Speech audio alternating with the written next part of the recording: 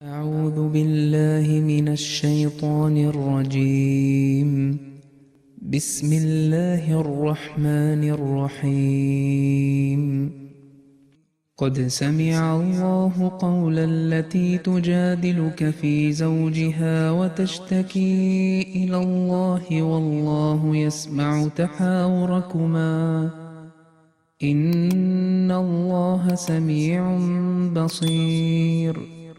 الذين يظاهرون منكم من نسائهم ما هن أمهاتهم إن أمهاتهم إلا اللائي ولدنهم وإنهم ليقولون منكرا من القول وزورا وإن الله لعفو غفور. والذين يظاهرون من نسائهم ثم يعودون لما قالوا فتحرير رقبة من قبل أن يتماسا ذلكم توعظون به والله بما تعملون خبير. فمن لم يجد فصيام شهرين متتابعين من قبل أن يتماسا فمن لم يستطع فإطعام 60 مسكينا ذلك لتؤمنوا بالله ورسوله وتلك حدود الله وللكافرين عذاب أليم. إن الذين يحادون الله ورسوله كبتوا كما كبت الذين من قبلهم وقد أنزلنا آيات بينات وللكافرين عذاب مهين. يوم يبعثهم الله جميعا فينبئهم بما عملوا أحصاه الله ونسوه والله على كل شيء شهيد. ألم تر أن الله يعلم ما في السماوات وما في الأرض ما يكون من نجوى 3 إلا هو رابعهم ولا 5 إلا هو سادسهم ولا أدنى من ذلك ولا أكثر إلا هو معهم أينما كانوا ثم ينبئهم بما عملوا يوم القيامة إن الله بكل شيء عليم. ألم تر إلى الذين نهوا عن النجوى ثم يعودون لما نهوا عنه ويتناجون بالإثم والعدوان ومعصية الرسول وإذا جاءوك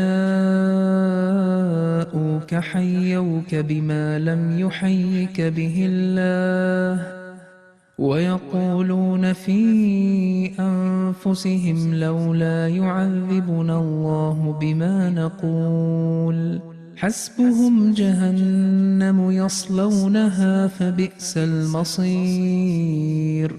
يا أيها الذين آمنوا إذا تناجيتم فلا تتناجوا بالإثم والعدوان ومعصية الرسول وتناجوا بالبر والتقوى واتقوا الله الذي إليه تحشرون. إنما النجوى من الشيطان ليحزن الذين آمنوا وليس بضارهم شيئا إلا بإذن الله وعلى الله فليتوكل المؤمنون. يا أيها الذين آمنوا إذا قيل لكم تفسحوا في المجالس فافسحوا يفسح الله لكم وإذا قيل انشزوا فانشزوا يرفع الله الذين آمنوا منكم والذين أوتوا العلم درجات والله بما تعملون خبير. يا أيها الذين آمنوا إذا ناجيتم الرسول فقدموا بين يدي نجواكم صدقة ذلك خير لكم وأطهر فإن لم تجدوا فإن الله غفور رحيم. أأشفقتم أن تقدموا بين يدي نجواكم صدقات فإذ لم تفعلوا وتاب الله عليكم فأقيموا الصلاة وآتوا الزكاة وأطيعوا الله ورسوله والله خبير بما تعملون.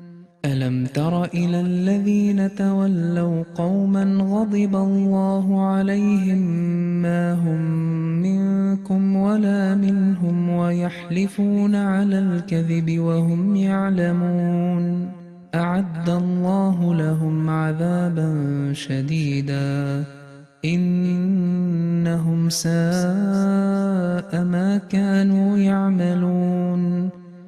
اتخذوا أيمانهم جنة فصدوا عن سبيل الله فلهم عذاب مهين. لن تغني عنهم أموالهم ولا أولادهم من الله شيئا أولئك أصحاب النار هم فيها خالدون. يوم يبعثهم الله جميعا فيحلفون له كما يحلفون لكم ويحسبون أنهم على شيء ألا إنهم هم الكاذبون. استحوذ عليهم الشيطان فأنساهم ذكر الله أولئك حزب الشيطان ألا إن حزب الشيطان هم الخاسرون. إن الذين يحادون الله ورسوله أولئك في الأذلين. كتب الله لأغلبن أنا ورسلي إن الله قوي عزيز. لا تجد قوما يؤمنون بالله واليوم الآخر يوادون من حاد الله ورسوله ولو كانوا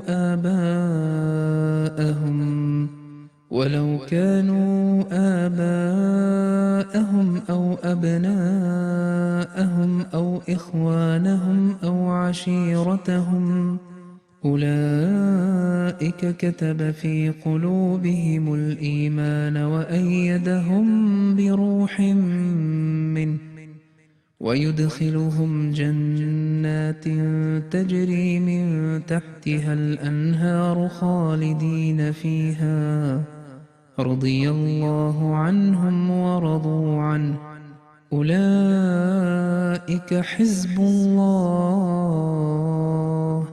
ألا إن حزب الله هم المفلحون. بسم الله الرحمن الرحيم. سبح لله ما في السماوات وما في الأرض وهو العزيز الحكيم. هو الذي أخرج الذين كفروا من أهل الكتاب من ديارهم لأول الحشر ما ظننتم أن يخرجوا وظنوا أنهم مانعتهم حصونهم من الله فأتاهم الله من حيث لم يحتسبوا وقذف في قلوبهم الرعب يخربون بيوتهم بأيديهم وأيدي المؤمنين فاعتبروا يا أولي الأبصار ولولا أن كتب الله عليهم الجلاء لعذبهم في الدنيا ولهم في الآخرة عذاب النار ذلك بأنهم شاقوا الله ورسوله ومن يشاق الله فإن الله شديد العقاب ما قطعتم من لينة أو تركتموها قائمة على أصولها فبإذن الله وليخزي الفاسقين وما أفاء الله على رسوله منهم فما أوجفتم عليه من خيل ولا ركاب ولكن الله يسلط رسله على من يشاء والله على كل شيء قدير ما أفاء الله على رسوله من أهل القرى فلله وللرسول ولذي القربى واليتامى والمساكين وابن السبيل كي لا يكون دولة بين الأغنياء منكم وما آتاكم الرسول فخذوه وما نهاكم عنه فانتهوا واتقوا الله إن الله شديد العقاب للفقراء المهاجرين الذين أخرجوا من ديارهم وأموالهم يبتغون فضلا من الله ورضوانا وينصرون الله ورسوله أولئك هم الصادقون والذين تبوأوا الدار والإيمان من قبلهم يحبون من هاجر إليهم ولا يجدون في صدورهم حاجة مما أوتوا ويؤثرون على أنفسهم ولو كان بهم خصاصة ومن يوق شح نفسه فأولئك هم المفلحون والذين جاءوا من بعدهم يقولون ربنا اغفر لنا ولإخواننا الذين سبقونا بالإيمان ولا تجعل في قلوبنا غلا للذين آمنوا ربنا إنك رؤوف رحيم ألم تر إلى الذين نافقوا يقولون لإخوانهم الذين كفروا من أهل الكتاب لئن أخرجتم لنخرجن معكم ولا نطيع فيكم أحدا أبدا وإن قوتلتم لننصرنكم والله يشهد إنهم لكاذبون لئن أخرجوا لا يخرجون معهم ولئن قوتلوا لا ينصرونهم ولئن نصروهم ليولن الأدبار ثم لا ينصرون لأنتم أشد رهبة في صدورهم من الله ذلك بأنهم قوم لا يفقهون لا يقاتلونكم جميعا إلا في قرى محصنة أو من وراء جدر بأسهم بينهم شديد تحسبهم جميعا وقلوبهم شتى ذلك بأنهم قوم لا يعقلون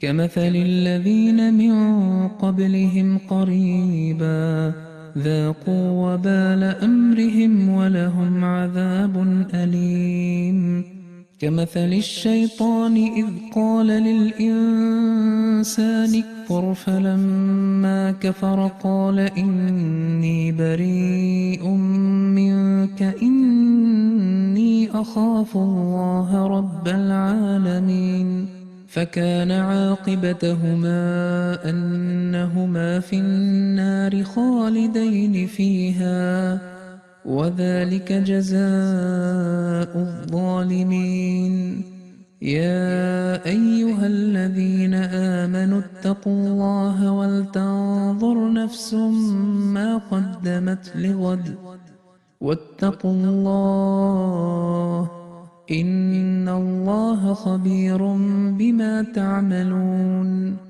ولا تكونوا كالذين نسوا الله فأنساهم أنفسهم أولئك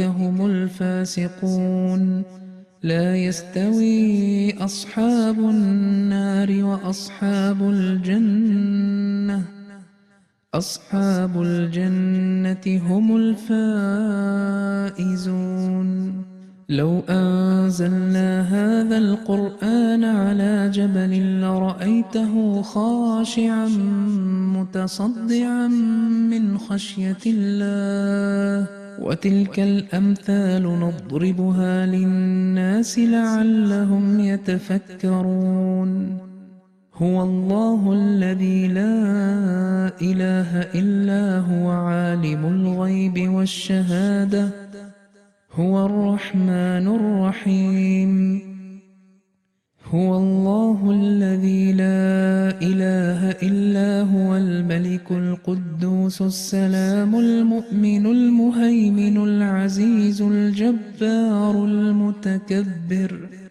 سبحان الله عما يشركون هو الله الخالق البارئ المصور له الأسماء الحسنى يسبح له ما في السماوات والأرض وهو العزيز الحكيم بسم الله الرحمن الرحيم يا أيها الذين آمنوا لا تتخذوا عدوي وعدوكم أولياء تلقون إليهم بالمودة وقد كفروا بما جاءكم من الحق يخرجون الرسول وإياكم أن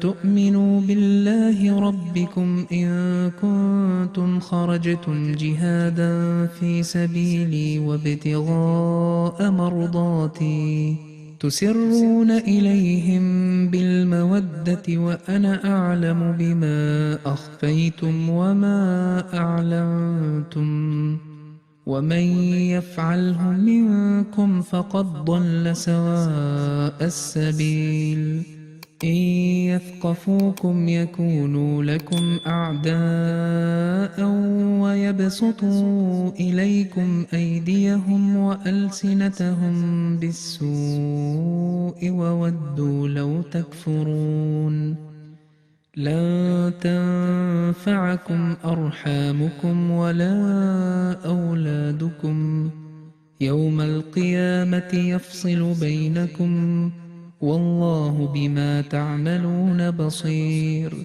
قد كانت لكم أسوة حسنة في إبراهيم والذين معه إذ قالوا لقومهم إنا براء منكم ومما تعبدون من دون الله كفرنا بكم وبدا بيننا وبينكم العداوة والبغضاء أبدا حتى تؤمنوا بالله وحده إلا قول إبراهيم لأبيه لأستغفرن لك وما أملك لك من الله من شيء ربنا عليك توكلنا وإليك أنبنا وإليك المصير ربنا لا تجعلنا فتنة للذين كفروا واغفر لنا ربنا إنك أنت العزيز الحكيم لقد كان لكم فيهم أسوة حسنة لمن كان يرجو الله واليوم الآخر ومن يتول فإن الله هو الغني الحميد عسى الله أن يجعل بينكم وبين الذين عاديتم منهم مودة والله قدير والله غفور رحيم لا ينهاكم الله عن الذين لم يقاتلوكم في الدين ولم يخرجوكم من دياركم أن تبروهم وتقسطوا إليهم إن الله يحب المقسطين إنما ينهاكم الله عن الذين قاتلوكم في الدين وأخرجوكم من دياركم وظاهروا على إخراجكم أن تولوهم ومن يتولهم فأولئك هم الظالمون يا أيها الذين آمنوا إذا جاءكم المؤمنات مهاجرات فامتحنوهن الله أعلم بإيمانهن فإن علمتموهن مؤمنات فلا ترجعوهن إلى الكفار لا هن حل لهم ولا هم يحلون لهن وآتوهم ما أنفقوا ولا جناح عليكم أن تنكحوهن إذا آتيتموهن أجورهن ولا تمسكوا بعصم الكوافر واسألوا ما أنفقتم وليسألوا ما أنفقوا ذلكم حكم الله يحكم بينكم والله عليم حكيم وإن فاتكم شيء من أزواجكم إلى الكفار فعاقبتم فآتوا الذين ذهبت أزواجهم مثل ما أنفقوا واتقوا الله الذي أنتم به مؤمنون يا أيها النبي إذا جاءك المؤمنات يبايعنك على ألا يشركن بالله شيئا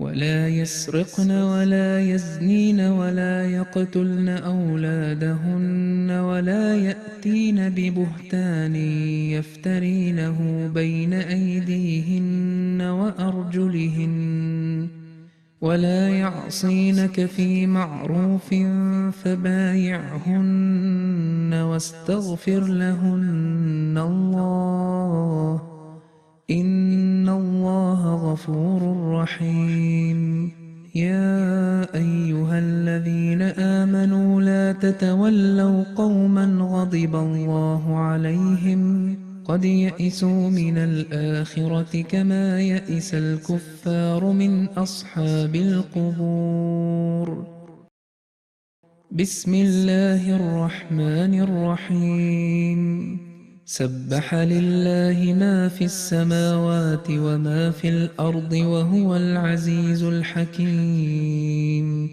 يا أيها الذين آمنوا لم تقولون ما لا تفعلون كبر مقتا عند الله أن تقولوا ما لا تفعلون إن الله يحب الذين يقاتلون في سبيله صفا كأنهم بنيان مرصوص وإذ قال موسى لقومه يا قوم لم تؤذونني وقد تعلمون أني رسول الله إليكم فلما زاغوا أزاغ الله قلوبهم والله لا يهدي القوم الفاسقين وإذ قال عيسى ابن مريم يا بني إسرائيل إني رسول الله إليكم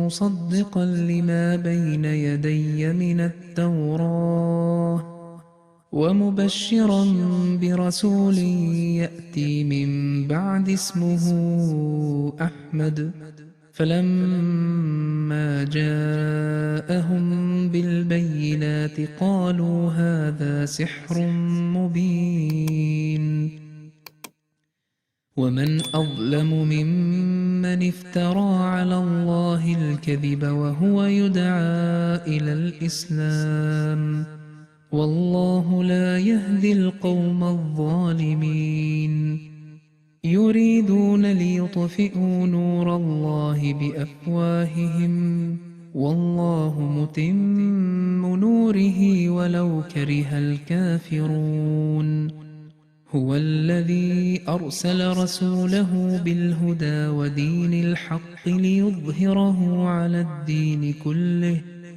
ولو كره المشركون يا أيها الذين آمنوا هل أدلكم على تجارة تنجيكم من عذاب أليم تؤمنون بالله ورسوله وتجاهدون في سبيل الله بأموالكم وأنفسكم ذلكم خير لكم إن كنتم تعلمون يغفر لكم ذنوبكم ويدخلكم جنات تجري من تحتها الأنهار ومساكن طيبة في جنات عدن ذلك الفوز العظيم وأخرى تحبونها نصر من الله وفتح قريب وبشر المؤمنين يا أيها الذين آمنوا كونوا أنصار الله كما قال عيسى ابن مريم للحواريين من أنصاري إلى الله قال الحواريون نحن أنصار الله فآمنت طائفة من بني إسرائيل وكفرت طائفة فأيدنا الذين آمنوا على عدوهم فأصبحوا ظاهرين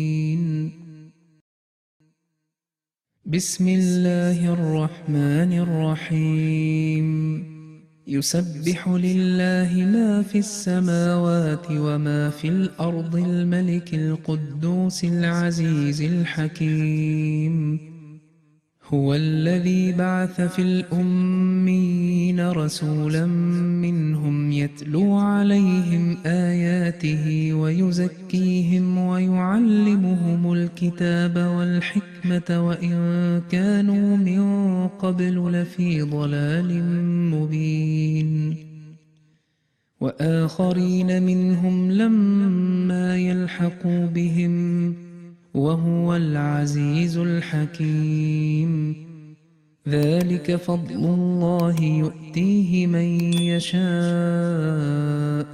والله ذو الفضل العظيم مثل الذين حملوا التوراة ثم لم يحملوها كمثل الحمار يحمل أسفارا بئس مثل القوم الذين كذبوا بآيات الله والله لا يهدي القوم الظالمين. قل يا أيها الذين هادوا إن زعمتم أنكم أولياء لله من دون الناس فتمنوا الموت إن كنتم صادقين ولا يتمنونه أبدا بما قدمت أيديهم والله عليم بالظالمين.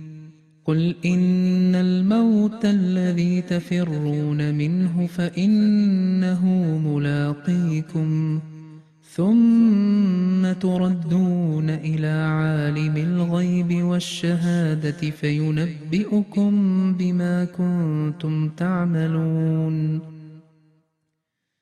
يا أيها الذين آمنوا إذا نودي للصلاة من يوم الجمعة فاسعوا إلى ذكر الله وذروا البيع ذلكم خير لكم إن كنتم تعلمون.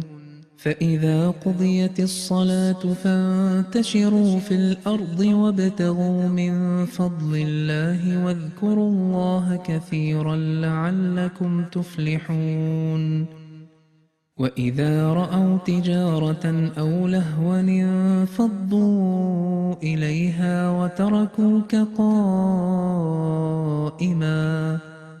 قل ما عند الله خير من اللهو ومن التجارة والله خير الرازقين.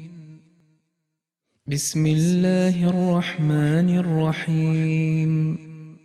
إذا جاءك المنافقون قالوا نشهد إنك لرسول الله والله يعلم إنك لرسوله والله يشهد إن المنافقين لكاذبون. اتخذوا أيمانهم جنة فصدوا عن سبيل الله إنهم ساء ما كانوا يعملون. ذلك بأنهم آمنوا ثم كفروا فطبع على قلوبهم فهم لا يفقهون. وإذا رأيتهم تعجبك أجسامهم وإن يقولوا تسمع لقولهم كأنهم خشب مسندة يحسبون كل صيحة عليهم هم العدو فاحذرهم قاتلهم الله أنى يؤفكون. وإذا قيل لهم تعالوا يستغفر لكم رسول الله لووا رؤوسهم ورأيتهم يصدون وهم مستكبرون. سواء عليهم أستغفرت لهم أم لم تستغفر لهم لن يغفر الله لهم إن الله لا يهدي القوم الفاسقين. هم الذين يقولون لا تنفقوا على من عند رسول الله حتى ينفضوا ولله خزائن السماوات والأرض ولكن المنافقين لا يفقهون. يقولون لئن رجعنا إلى المدينة ليخرجن الأعز منها الأذل ولله العزة ولرسوله وللمؤمنين ولكن المنافقين لا يعلمون. يا أيها الذين آمنوا لا تلهكم أموالكم ولا أولادكم عن ذكر الله ومن يفعل ذلك فأولئك هم الخاسرون. وأنفقوا مما رزقناكم من قبل أن يأتي أحدكم الموت فيقول رب لولا أخرتني إلى أجل قريب فأصدق وأكن من الصالحين ولن يؤخر الله نفسا إذا جاء أجلها والله خبير بما تعملون. بسم الله الرحمن الرحيم. يسبح لله ما في السماوات وما في الأرض له الملك وله الحمد وهو على كل شيء قدير. هو الذي خلقكم فمنكم كافر ومنكم مؤمن والله بما تعملون بصير.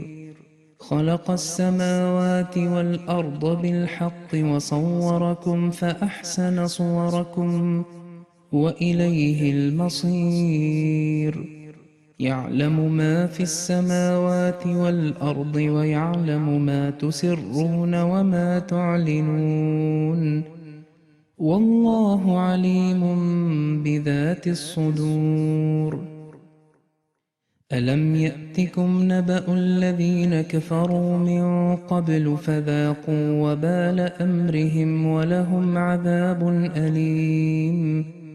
ذلك بأنه كانت تأتيهم رسلهم بالبينات فقالوا أبشر يهدوننا فكفروا وتولوا واستغنى الله والله غني حميد.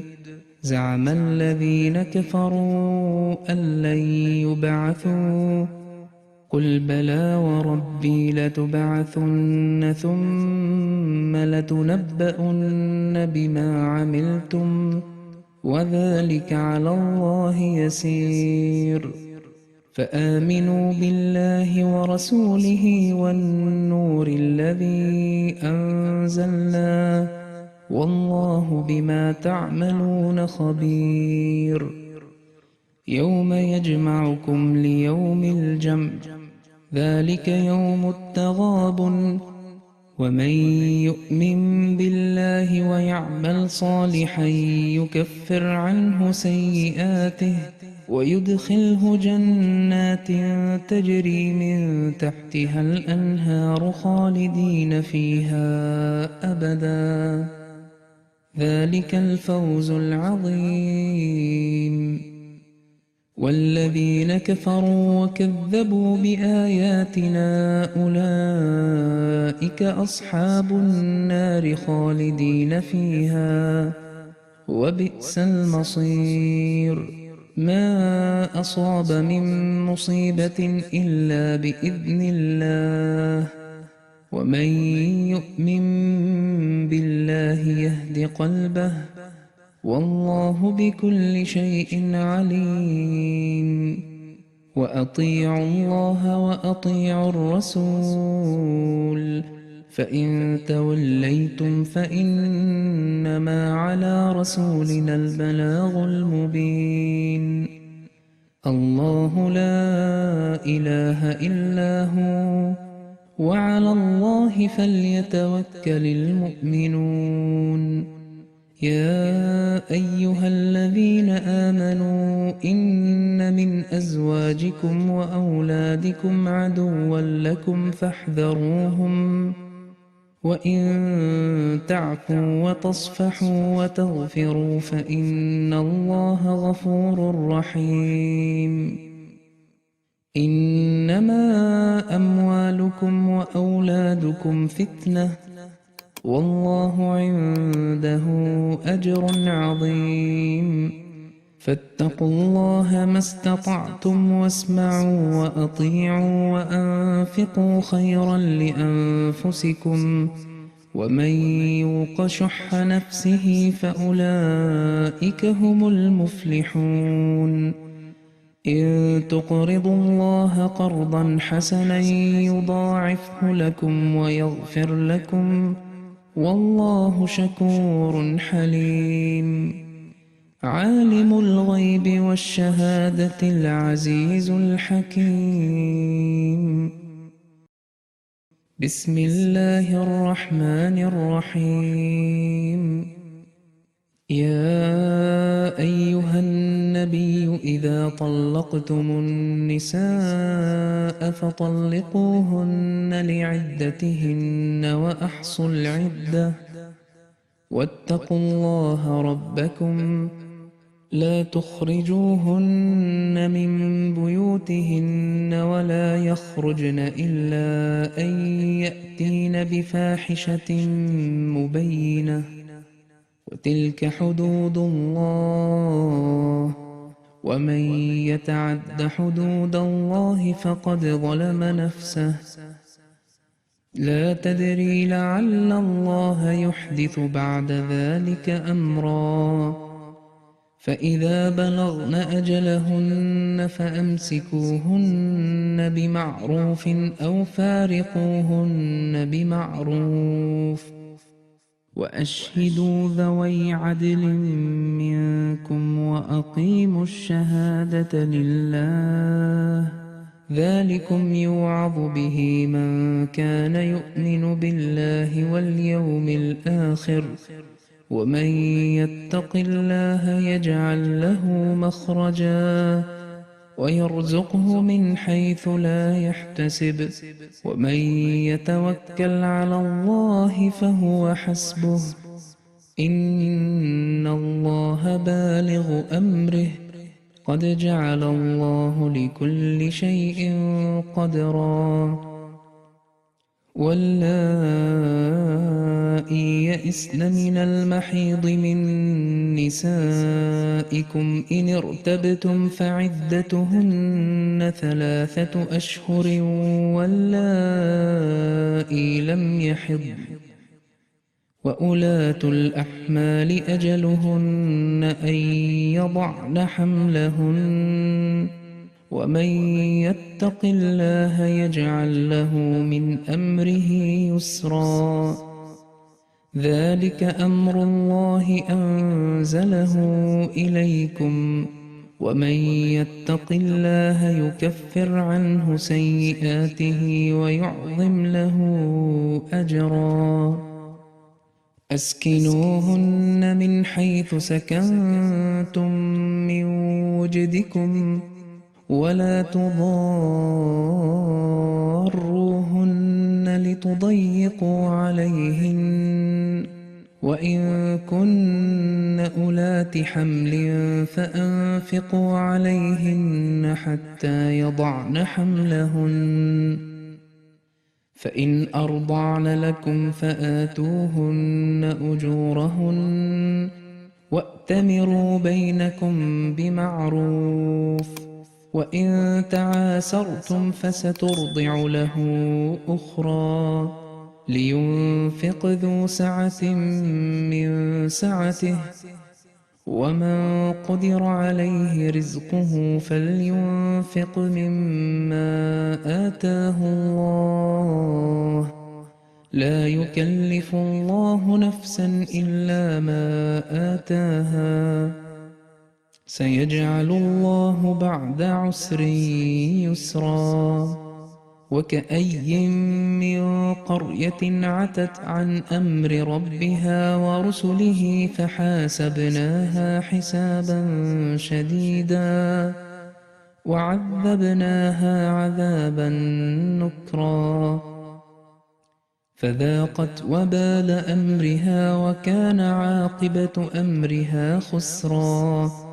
أعد الله لهم عذابا شديدا فاتقوا الله يا أولي الألباب الذين آمنوا قد أنزل الله إليكم ذكرا رسولا يتلو عليكم آيات الله مبينات ليخرج الذين آمنوا وعملوا الصالحات من الظلمات إلى النور ومن يؤمن بالله ويعمل صالحا يدخله جنات تجري من تحتها الأنهار خالدين فيها أبدا قد أحسن الله له رزقا.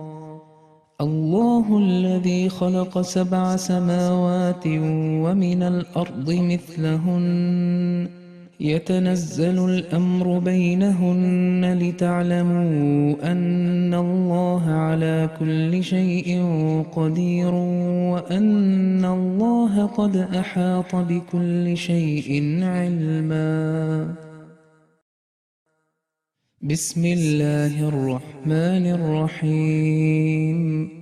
يا أيها النبي لم تحرم ما أحل الله لك تبتغي مرضات أزواجك والله غفور رحيم. قد فرض الله لكم تحلة أيمانكم والله مولاكم وهو العليم الحكيم.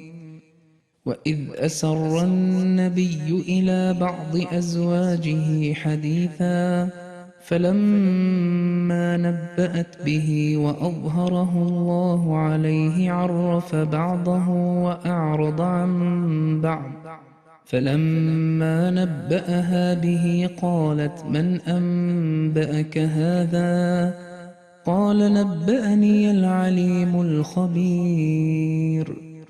إن تتوبا إلى الله فقد صغت قلوبكما وإن تظاهرا عليه فإن الله هو مولاه وجبريل وصالح المؤمنين والملائكة بعد ذلك ظهير. عسى ربه إن طلقكن أن يبدله أزواجا خيرا منكن مسلمات مؤمنات قانتات تائبات عابدات سائحات ثيبات وأبكارا. يا أيها الذين آمنوا قوا أنفسكم وأهليكم نارا وقودها الناس والحجارة عليها ملائكة غلاظ شداد لا يعصون الله ما أمرهم ويفعلون ما يؤمرون. يا أيها الذين كفروا لا تعتذروا اليوم إنما تجزون ما كنتم تعملون. يا أيها الذين آمنوا توبوا إلى الله توبة نصوحا عسى ربكم أن يكفر عنكم سيئاتكم ويدخلكم جنات تجري من تحتها الأنهار يوم لا يخزي الله النبي والذين آمنوا معه نورهم يسعى بين أيديهم وبأيمانهم يقولون ربنا أتمم لنا نورنا واغفر لنا إنك على كل شيء قدير. يا أيها النبي جاهد الكفار والمنافقين واغلظ عليهم ومأواهم جهنم وبئس المصير. ضرب الله مثلا للذين كفروا امرأة نوح وامرأة لوط كانتا تحت عبدين من عبادنا صالحين فخانتاهما فلم يغنيا عنهما من الله شيئا وقيل ادخلا النار مع الداخلين. وضرب الله مثلا للذين آمنوا امرأة فرعون إذ قالت رب ابن لي عندك بيتا في الجنة ونجني من فرعون وعمله ونجني من القوم الظالمين. ومريم ابنة عمران التي أحصنت فرجها فنفخنا فيه من روحنا وصدقت بكلمات ربها وكتبه وكانت من القانتين.